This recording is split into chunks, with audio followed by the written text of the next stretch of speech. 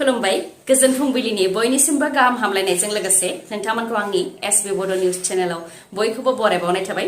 आं सिबिरानि ब्रह्म नोंथांमोननि थाखाय आं फिन गोदान खौरां लानानै फैबावबाय। आसा खालामो खौरांखौ नोंथांमोना जोबजासिम नायलांगोन।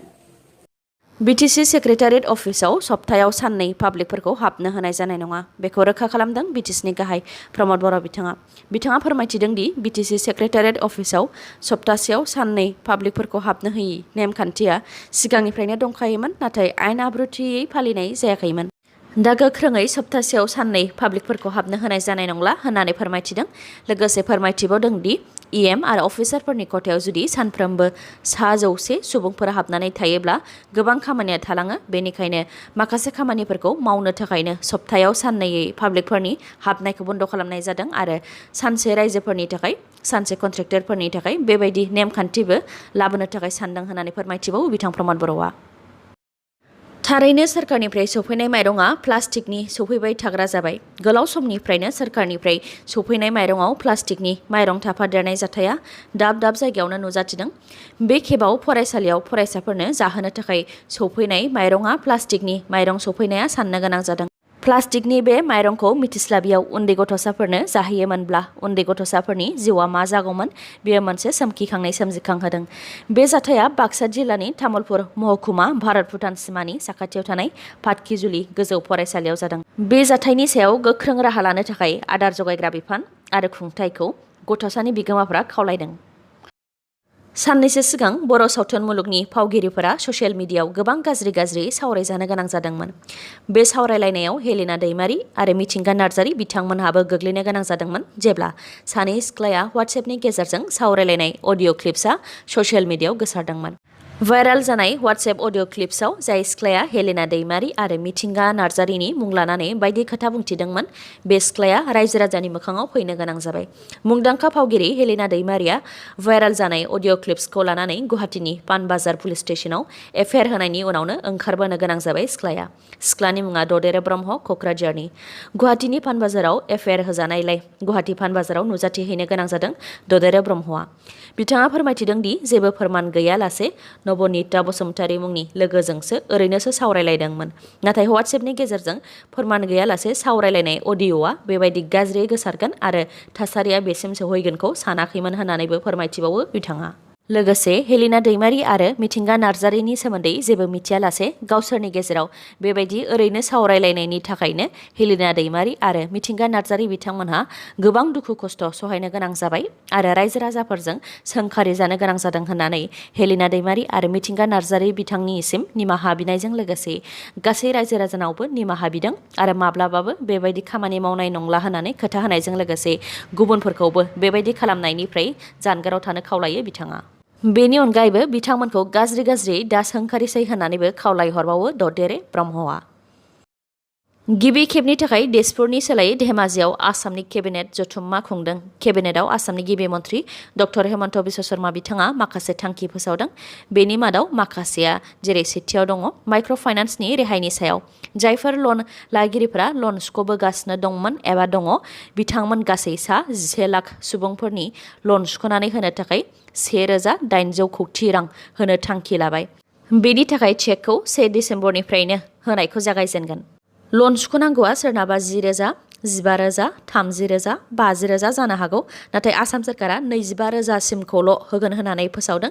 बेनि अनगायैबो माखासे माइक्र' फाइनान्सनि लन लागिरिफोरनि थाखाय मोनसे पर्टेल बेखेवनानै होगोन। उनाव बे पर्टेलाव एप्लाइ खालामहैनो हागोन होननानैबो फोरमायथिबावो डक्टर हेमन्त बिश्व शर्मा बिथाङा। नैथियाव दङ धेमाजि जिल्लायाव इन्टिग्रेटेड डिसि अफिस लुनो थाखाय 50 कौटि रां गनायथि होबाय।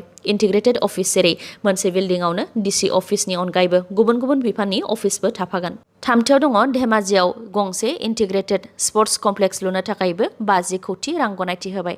ब्रैथियाव दङ जनाइनिफ्राय माजुलिसिम हा खुरखानायखौ होबथानो थाखाय माथावरि खोनानै मोनसे लामा बानायनाय जागोन। बे माथावरिया जनाइ, धेमाजि, माजुलि आरो थकुवाखाना बियाबनि सिङाव थागोन आरो बे खामानिनि थाखाय 183 कौटि रांनि गनायथि होबाय। बाथियाव दङ धेमाजि जिल्लायाव दैबाना होबथानो थाखाय 150 कौटि रांबो होनाय जागोन। दथियाव दङ धेमाजि मेडिकेल कलेज लुफुंनो थाखाय 100 बिघा हानि गनायथिखौ होबाय। स्निथियाव दङ मुरखं सिलेक, जनाइ ट्राइबेल बेल्टआव थानाय टाइ आहम, चुटिया, कच राजबंसि आरो गरखा बिथांमोनखौ प्रटेक्टेड क्लास महरै गनायथि होनाय जाबाय आरो बिथांमोननि हानि मोनथायखौबो रैखाथि होनाय जाबाय।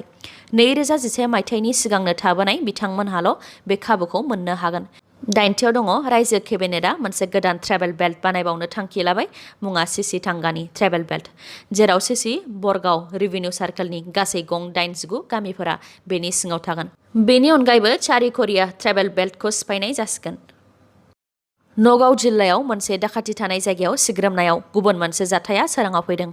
DGP आसाम पुलिसआ फेसबुकनि गेजेरजों फोरमायथिनाय बायदिब्ला नगाव जिल्लायाव मोनसे सिखाव थानाय जायगायाव सिग्रोमहैनायाव स्कुल, कलेज, इउनिभार्सिटिनि नंखाय फोरमान बिलाइ, जोनोम आरो थैनायनि नंखाय सार्टिफिकेट, हा-हुनि खामानियाव जेसेबां फोरमान बिलाइ नांगौ बेफोरनि नंखाय लेखा पत्रफोरखौ मोननो हादों। बेनि अनगायैबो गुबुन गुबुन स्टेम्पबो मोननो हादों।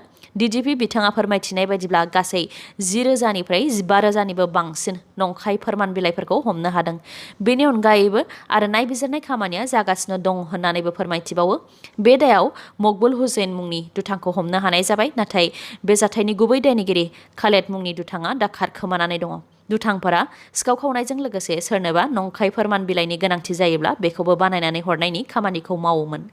नगावनि deputy superintendent of police DSP Tridip Khumbang बिथांनि दैदेननायावनो बे सिग्रोमनाय हाबाफारिया जादोंमोन।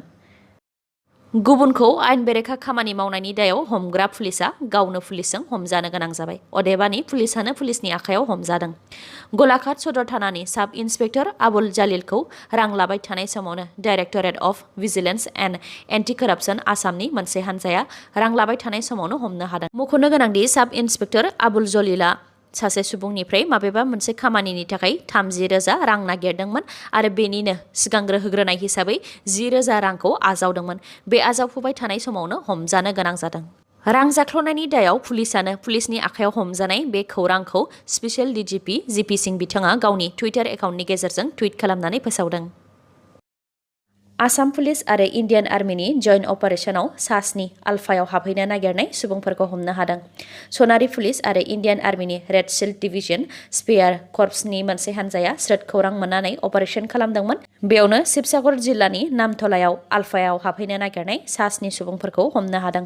हमनो हानाय सा 7 सुबुंफोरनि मुङा जाहैबाय फारियै भास्कर गगै, पंकज गगै, प्रफुल्ल फुकन, मनरन्जन दुवारा, समरजित लहकर, बिकी राजख'वा आरो बिटुल बरुवा। म्यानमारजों नांजाबनाय इन्टारनेशनेल बर्डाराव थानाय आलफानि मोनसे ट्रेनिं केम्पसिम थांगासिनो दंमोन। बेयावनो सा 7खौ हमनो हादों। नोंथाङा दासिमबो कभिड-19नि भेक्सिन लायाखै नामा? लायाखैब्ला हान्था मेलाजों दावबायनाय समाव खैफोदाव गोग्लैनो हागौ। कभिड-19नि भेक्सिन लायाब्ला पेट्रल पाम्पनिफ्राय पेट्रल आरो डिजेल मोननो हानाय नंला। बे नेमखान्थिया हजाइ जिल्लायाव जागायजेनबाय। हजाइनि डिसि अनुपम चौधुरी बिथाङा मोनसे सावरायमेल जिरायनायनि उनावनो बे थांखिखौ फोसावदों। कभिड-19नि मोनसे ड'ज भेक्सिन लानाय जायोब्लासो गारियाव पेट्रल, डिजेलखौ सोनो हागोन। लोगोसे बाइक सालायग्राफोरा कभिड-19नि भेक्सिनजों लोगोसे हेलमेट आरो मास्क गाननाय जानो नांगोन। अब्लासो पेट्रलखौ मोननो हागोन। कभिड-19 भेक्सिन लायाब्ला पेट्रल डिजेल मोनि बे नेमखान्थिया आसामनि हजाइ जिल्लायावल' जाग्रोदों। गुबुन जिल्लाफोराव दासिमबो जाथ'वाखै, नाथाय उननि समाव जानायनि आसा दङ। मख'नो गोनांदि हजाइ जिल्लायाव दानिया कभिड-19नि मोनसे ड'ज भेक्सिन लानायनि सार्टिफिकेट दिन्थियोबासो पेट्रल पाम्पनिफ्राय डिजेल आरो पेट्रलखौ मोननो हागोन। बास जाब्रबथाय जानानै सा 6 सुबुंनि जिउ खहा जादों। सा 21 दावबायारि लानानै तुरानिफ्राय शिलं फारसे थांबाय थानाय बासआ मेघालयनि नंस्राम रिंदी दैमायाव गोग्लैदों, जायजों सा 6 सुबुङा जायगायावनो जिउ गोमादों आरो माखासेया जोखोम जादों।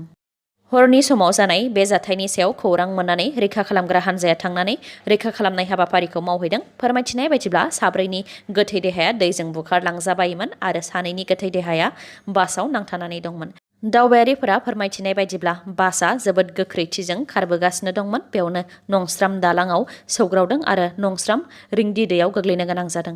बे जाथायजों 5 दावबायारि आरो बास ड्राइभारनि जिउ खहा जानाय रिपर्टआव मोननाय जादों। मख'नो गोनांदि नंस्राम दालांआ सानजा गार' हिल्स आरो सोनाब खासि हिल्स जिल्लानि गेजेराव गोग्लैयो। दिनैनि खौराङा एसेनोसै। खौरांखौ जोबजासिम नायनायनि थाखाय गोजोन्थों। नोंथाङा आंनि चेनेलाव गोदानबा सानफ्रामबो फुंनि समाव खौरां मोननो थाखाय चेनेलखौ साबस्क्राइब खालाम आरो बेल आइकनखौबो क्लिक खालाम। लोगोसे खौरांखौ मोजां मोनदोंबा लाइक, कमेन्ट आरो शेयार खालामनो दाबाव। गोजोन्थों।